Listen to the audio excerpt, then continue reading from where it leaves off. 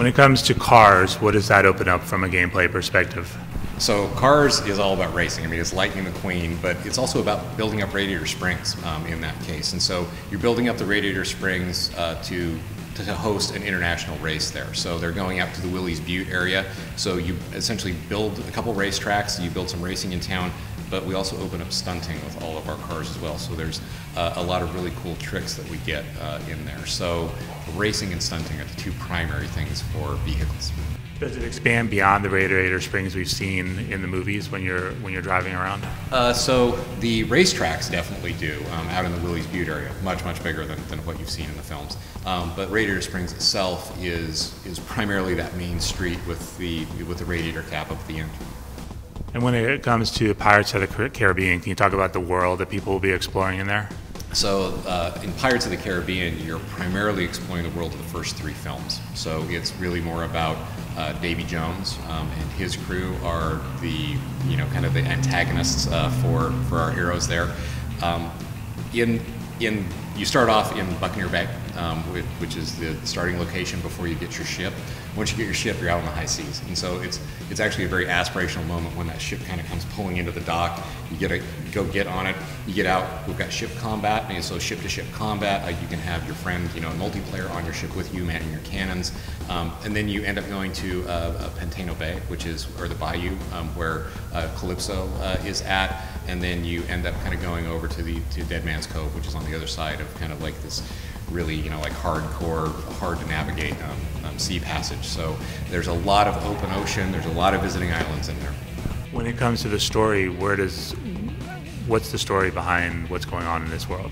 So what we've kind of done is we worked with one of the screenwriters from Jerry Bruckheimer's team to come up with a story that was a little bit of a sidecar where we wanted to actually have it placed in that world of the first three films, but have it be a little bit different. So the idea is Jack Sparrow's going after a treasure map that will allow him to actually control the Kraken. So there's a few different pieces you need to go gather so that you can control the Kraken so that you can actually defeat Davy Jones. And when it comes to Cars, where does that story fit in?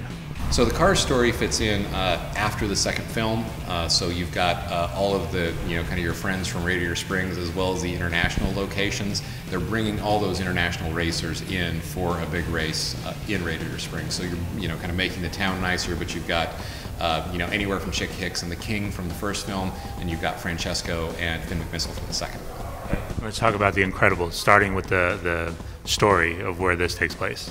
So in The Incredibles, we kind of went through and made almost like an alternate ending on that one. So imagine, if you will, Syndrome didn't go to their house and steal Jack, but instead he went and broke a bunch of different supervillains out of jail in the city so that they could help him to steal the biologic information as to why the Incredibles have their superpowers. So if the 0-point energy that he had wasn't going to defeat them, he would defeat them using their own powers.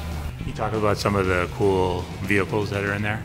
So, we put a lot of gadgets into this. I mean, we love superhero games, and The Incredibles is just such a rich property for that. So we ended up adding a few different things in that were gameplay mechanics, like you've got a glide pack that there's a lot of tall buildings, and so one of the big gameplay mechanics is climbing up those skyscrapers.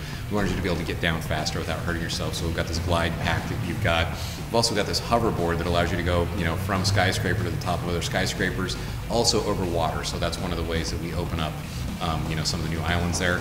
But we've also got a lot of cars that we have, and you can also get some loadouts on those that provide some weapons. And then at the end, we allow you to get a helicopter so that you can fly, kind of up to the tallest places and those kind of things in the level. That you can also do some weapon loadouts on, so it really helps you when you're defeating some of these big groups of the Omnidroids. What does the toy box add to all of what we just talked about when you can take these characters and mix and match?